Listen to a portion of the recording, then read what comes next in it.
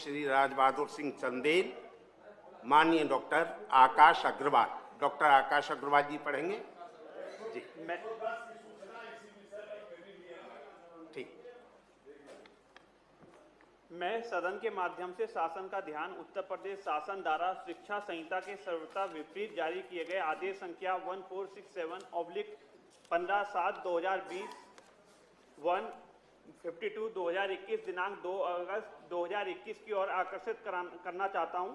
उक्त आदेश में प्रदेश के माध्यमिक विद्यालयों को 2 पालियों में संचालित किए जाने के निर्देश प्रदान किए गए हैं।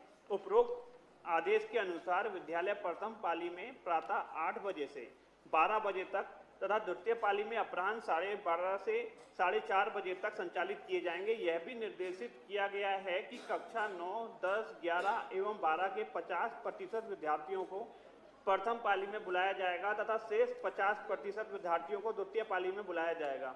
शिक्षा संहिता के महत्वपूर्ण अंशों के प्रस्तर 86 में स्पष्ट उल्लेख है कि मान्यता प्राप्त शासकीय एवं अशासकीय उच्चतर माध्यमिक विद्यालय में शिक्षण कार्य न्यूनतम समय विश्रांति के समय को निकालकर अगस्त से मार्च तक 5 घंटे 20 मिनट रहेगा और गर्मियों में अप्रैल, मई, जुलाई में, जबकि विद्यालय प्रातःकाल का होता है 4 घंटा 35 मिनट का रहेगा।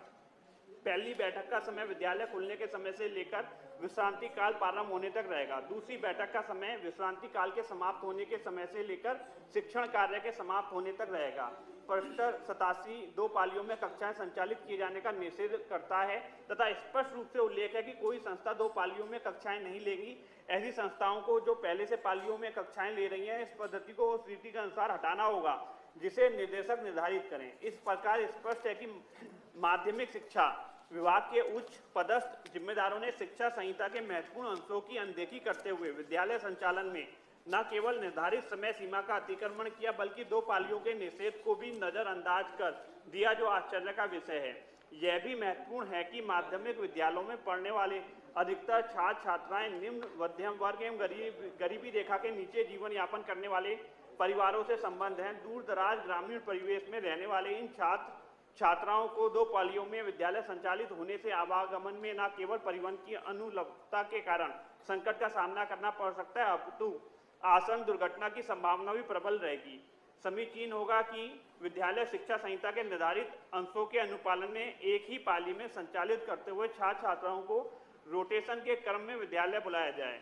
इस प्रकार कोविड-19 के महत्वपूर्ण दिशा निर्देशों का भी सम्यक पालन हो सकेगा। अतः एवं शिक्षक, छात्र एवं समाज हित के इस महत्वपूर्ण एवं तत्कालिक विषय पर शिक्षा संहिता के महत्वपूर्ण अंशों से सुसंगत संशोधित आदेश जारी करने पर सदन की कार्यवाही रोककर चर्चा कराए जाने की मांग करता हूं।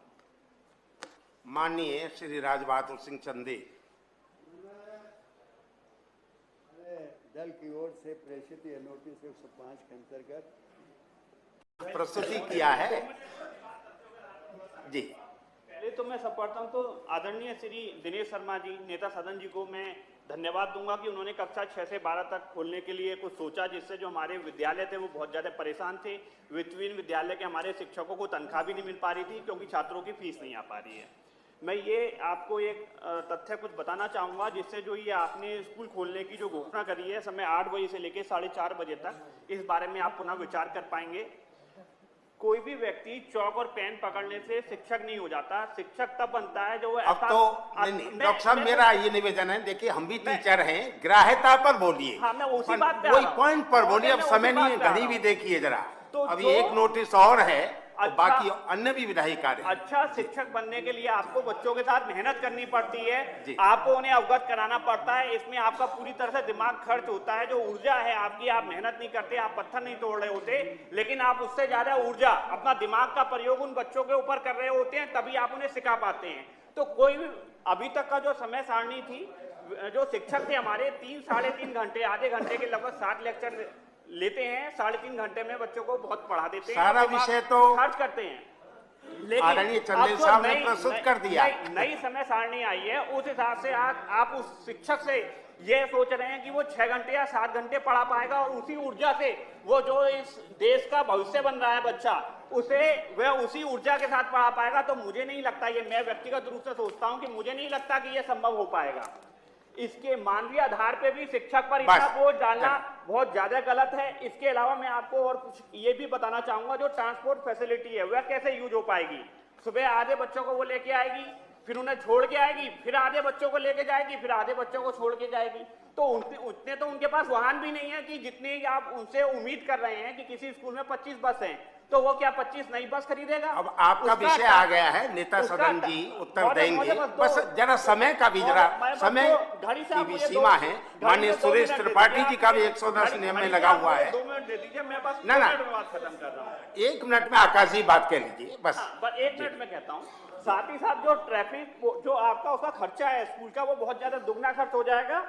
ट्रैफिक की समस्या भी सड़कों पे बहुत ज्यादा आएगी। आप लखनऊ का ये हाल देख लीजिए। वो तो हो जाएगा, उदाहरण मत दीजिए, बात अपनी कह दीजिए, बिंदु कह इसके दीजिए। अलावा सब साधन अवगत है इनकी इसमें सब। कोरोना प्रोटोकॉल के तहत सफाई भी नहीं हो पाएगी, क्योंकि सुबह 7:30 बजे स्कूल खुल के वह 4:30 या 5 बजे बंद होगा। तो उस स्थिति में वो भी नहीं, आपका कोरोना के गाइडलाइन भी इस नियम में फॉलो नहीं हो पाएगी।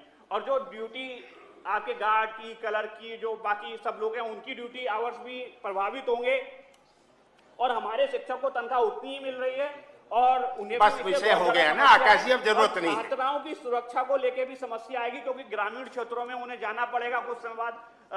बस वो सुरक्षा में ही आ गया। धन्यवाद डॉक्टर आकाश अनुरोध है, जी। मानवीय आधार पे छात्र छात्राओं को रोटेशन के क्रम पे बुलाया जाए, जिससे हमारे शिक्षकों की गुणवत्ता भी जो पढ़ाने की है वो भी प्रभावित नहीं होगी, और वो भी पूर्ण रूप से हमारे जो देश का भविष्य जो छात्र हैं उन्हें पढ़ा। धन्यवाद डॉक्टर आकाश जी, धन्यवाद। माननीय सुरेश कुमार त्रिपाठी, जरा थोड़ा समय के दृष्टिगत संक्षिप्त जितना हो जाए।